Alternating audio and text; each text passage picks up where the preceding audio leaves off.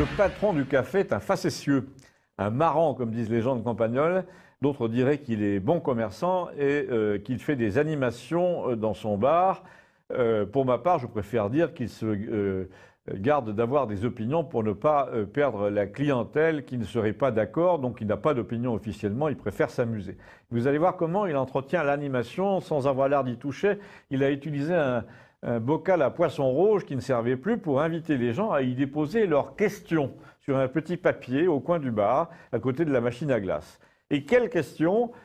Et à qui? Ben, c'est là toute la question, justement, mais des questions au président, puisqu'on le voit sans arrêt en train de rencontrer des maires de campagne et qu'au comptoir, depuis le début de son opération, la main propre, ou plutôt je m'en lave les mains, les gens te disent, mais pourquoi on ne lui pose pas telle question? Quel genre de question, vous allez me dire?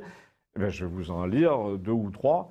Et c'est en fait Gustave, toujours lui, qui a dit au patron du bar, quand il a eu l'idée, si ton bocal à poisson rouge se remplit de questions qu'on ne peut pas poser au président, si tu veux, j'irai le porter à Paris, ou plutôt chez Sud Radio à Toulouse, pour dépouiller le résultat, comme dans mon émission italienne favorite, là, qui s'appelle Striscia la Notizia. Alors oui, je rappelle que Gustave est d'origine italienne et que parmi les raisons qu'il a d'admirer son délicieux pays, il dit que la démocratie télévisuelle est bien plus avancée que la nôtre en Italie, ce qui n'est pas difficile puisque la nôtre recule. Par exemple, donc, dans cette émission qu'il adore, nommée Striscia la Notizia, ils ont trouvé 2 animateurs humoristes pour aller livrer en direct chez le Premier ministre une énorme urne carrée pleine des doléances des gens de base. Donc, ils entrent comme ça dans le bâtiment du ministère avec les caméras, ils versent directement les questions écrites sur la table. On n'empêche personne de filmer. Parce que quand il s'agit de questionner le pouvoir, les Italiens, toujours dans cette même émission, eh bien, ils n'y vont pas par 4 chemins. Par exemple, l'animateur galope après un parlementaire dans les couloirs pour lui demander où il a mis l'argent, ici ce qu'on dit est vrai, qu'il entretient sa villa de Sardaigne avec de l'argent public, etc.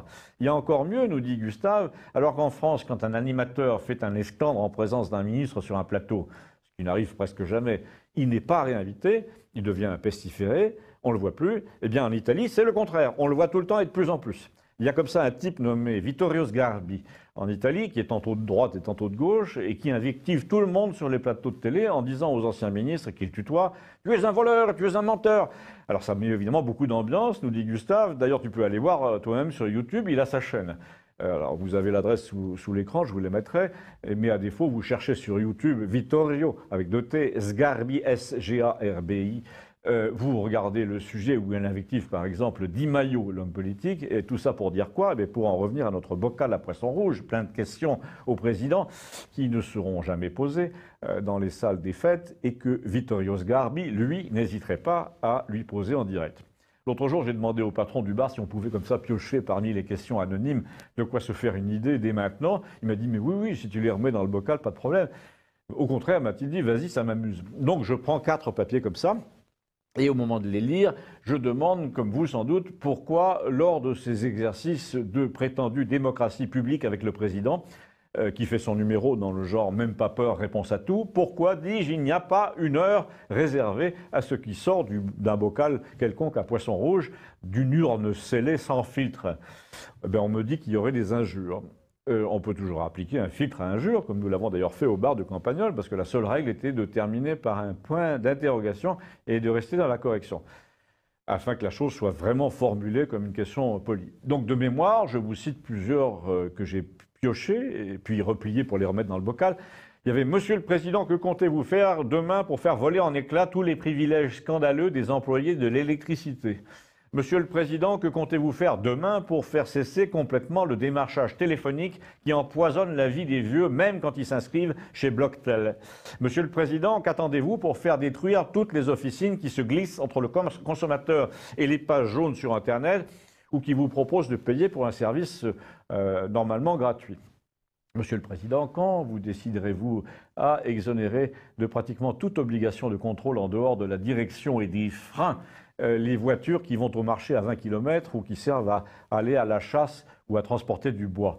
Monsieur le Président, comment vous expliquez que les gens prennent 1 an de prison et sont incarcérés pour avoir tapé un flic dans la rue, mais que Benalla, qui n'était pas flic et qui a tapé des civils dans la rue, a bénéficié d'une clémence inhabituelle?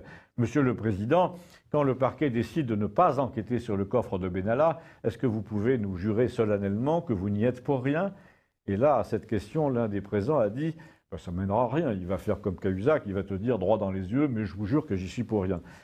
Et Gustave a conclu, déjà, si ça fait comme Cahuzac, comme tu dis, ben, on n'aurait rien contre, parce que le Cahuzac, on n'entend plus beaucoup, tandis que l'autre, on n'entend que lui.